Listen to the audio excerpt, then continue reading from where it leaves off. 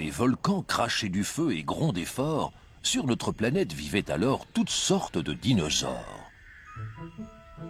Au sommet d'une montagne pelée, surplombant une profonde vallée, vivait une maman brontosaure. Vous savez, les très très gros dinosaures. De l'autre côté de la vallée vivait une autre maman dinosaure de la famille des ptérodactyles. Vous savez, les dinosaures volants. Ces deux mamans avaient choisi le meilleur endroit pour poser leur nid, rempli jusqu'à ras-bord d'œufs de dinosaures. Un jour, un volcan se mit à gronder et à cracher de la fumée, puis finit par se calmer. Mais cela suffit pour qu'un petit œuf tombe de son nid, et pour qu'un gros œuf tombe à son tour de son nid. Ils se mirent à rouler jusqu'au fond de la vallée, où un tremblement de terre les fit accélérer. Ils roulèrent et remontèrent de l'autre côté de la vallée, pour finir leur course effrénée, chacun dans le nid de l'autre.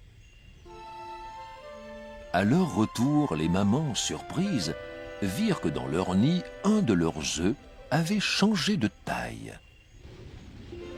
Et quand vint le jour de l'éclosion, les mamans furent encore plus surprises de voir qu'un de leurs bébés ne leur ressemblait pas tout à fait. Achille, le dinosaure, était un tout petit bébé, et dans le dos il avait deux petites ailes.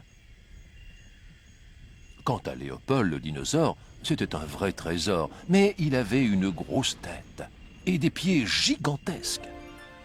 Les mamans dinosaures ne s'inquiétèrent pas plus que ça, car elles aimaient leurs enfants, qu'ils soient petits ou grands. Les années passèrent et les bébés grandissaient. Achille, le petit dinosaure, était certain de pouvoir voler. Mais son papa, d'un ton sévère, lui dit de garder les pieds sur terre. « Nous ne sommes pas faits pour voler, mais seulement pour marcher. » Quant à Léopold, le dinosaure, il n'allait pas très fort. « Je grandis beaucoup trop et je deviens beaucoup trop gros !» Le jour vint où il fallait que Léopold apprenne à voler. Mais il s'enfuit en courant car il ne voulait même pas essayer. Il dévala la pente aussi vite qu'il le put et c'est ainsi qu'il fit la connaissance d'Achille. Léopold dit à Achille « Oh, que j'aimerais être petit comme toi !»« Et moi être gros comme toi !» répondit notre tout petit Achille.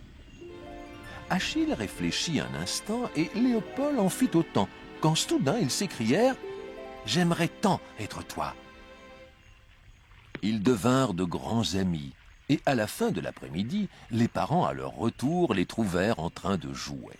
« Qu'est-ce que tu nous ressembles ?» dit la maman d'Achille à Léopold, quand soudain le papa de Léopold dit « Mais Achille est un ptérodactyle !» Tout le monde était d'accord, il y avait bien eu une erreur. Leurs œufs avaient sûrement été échangés lors de ce fameux tremblement de terre. La maman ptérodactyle serra le jeune Léopold dans ses bras. « Je t'aime, mon garçon, et je t'aimerai toujours. » Et la maman d'Achille lui dit avec amour, « Promets-moi de rester avec nous. Ne nous quitte pas, je t'en prie, ne t'envole pas. » Léopold eut alors une idée que Achille venait d'approuver. Ils vivraient l'un à côté de l'autre, comme une seule et même famille. C'est donc ce qu'ils firent, et ils vécurent très heureux. Ils avaient chacun un nouvel ami, un nouveau papa, et une nouvelle maman.